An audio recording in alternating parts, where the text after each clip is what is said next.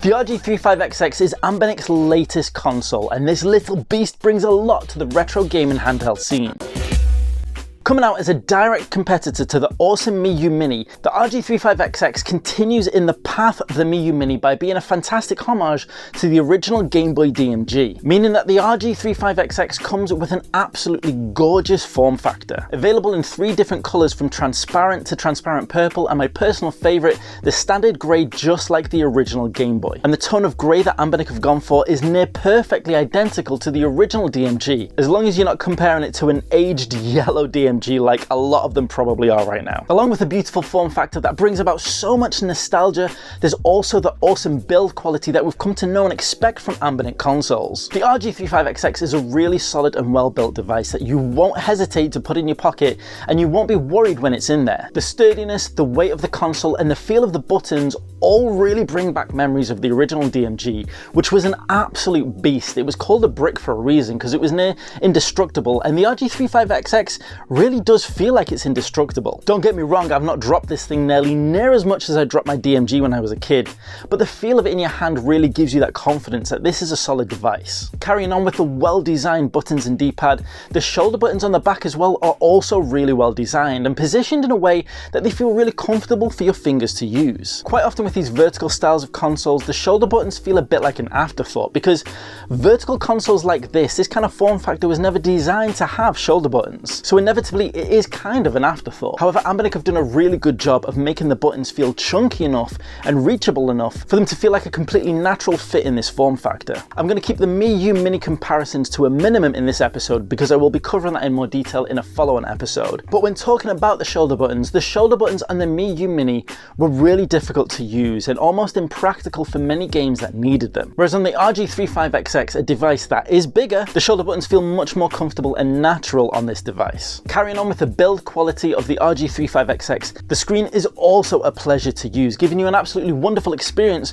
when playing your favourite retro games. The 3.5-inch 640 by 480 screen on the 35XX feels like a brilliant choice for this kind of console. Feels like a brilliant choice for the types of games and consoles that this will emulate. And for me is a near ideal screen size for that pick up and go, throw in your pocket type of retro handheld console. With colours that look absolutely gorgeous and give you a fantastic experience of your favourite retro games. But if a 3.5-inch screen is a bit too small, you also have the benefit of a HDMI out, so you can then play your games on a bigger screen. Now, I personally am not somebody who uses this kind of feature a lot, but it's nice to know that it's available, especially on a device that does have a smaller screen than some of the other devices that we might look at. But in all honesty, if a HDMI out and playing your games on the big screen is your main priority from a retro handheld console, then I wouldn't necessarily recommend you go for something in this range. There are a lot of other options out there which can give you the benefit of a better form factor, giving you more comfort when using the device. Not that the RG35XX isn't comfortable, as with its extra size of the Miyoo Mini, it is definitely a much more comfortable console. However, if you are playing on a big screen, you probably are going to be going for a longer game session, and maybe this kind of vertical form factor might not be ideal for that. Moving on around the console, you can also see that the RG35XX has a double SD card slot. And the reason behind that is that, like on a lot of other Ambernic consoles,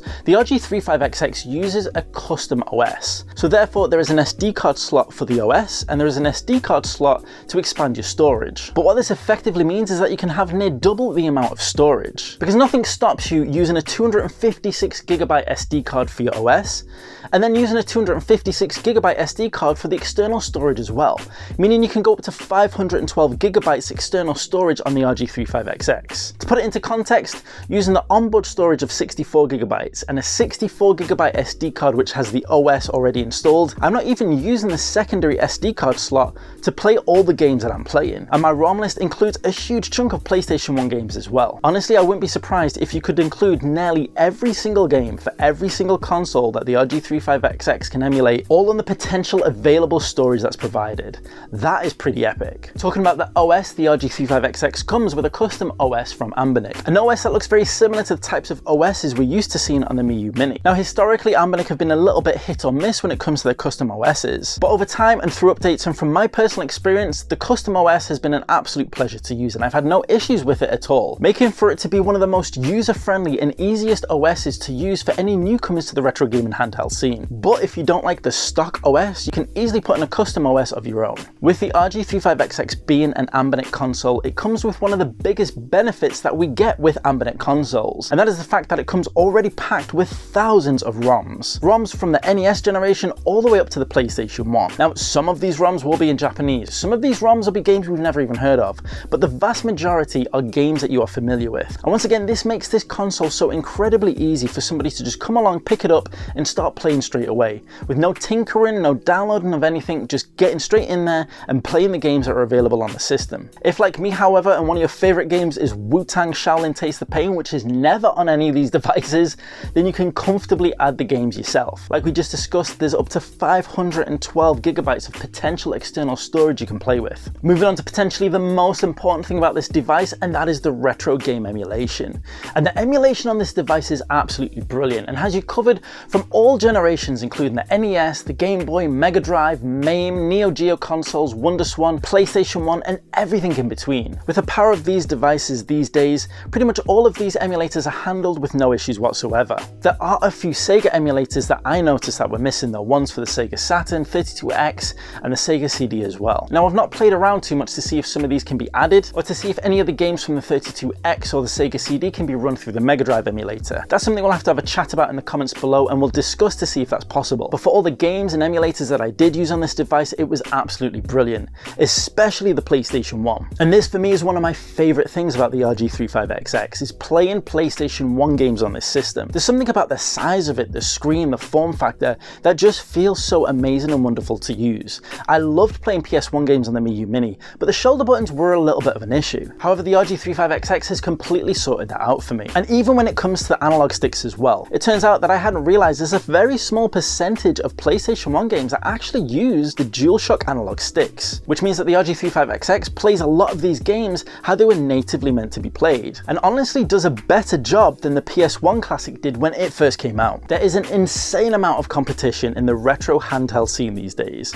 but somehow the RG35XX has seemed to carve out its own little space, even with competitors like the Miyoo Mini. There's something about the RG35XX in its size, in its design, in its build quality, and in the way that it emulates that makes this feel like a near perfect pocketable retro gaming handheld system, and a system I could thoroughly recommend to almost anybody, especially newcomers to the scene. Like I often say, so many people ask me when I'm reviewing these devices, how easy are they to use for a newcomer? Can I just jump in? Does it already have ROMs? Do I have to download anything? And with the RG35XX, the answer to all of those questions is that it does exactly what you want. The RG35XX is currently available for around about £60 to £70 on AliExpress, depending on what deals are on at the moment. And you can find the link to where I got mine in the description below. But I know a lot of you are still wondering and thinking, how does this directly compare to the Miyoo Mini? Well, we will go into complete detail on comparing the two devices in a follow-on episode. However, in the meantime, you can get a direct comparison for the emulation between these two consoles right here.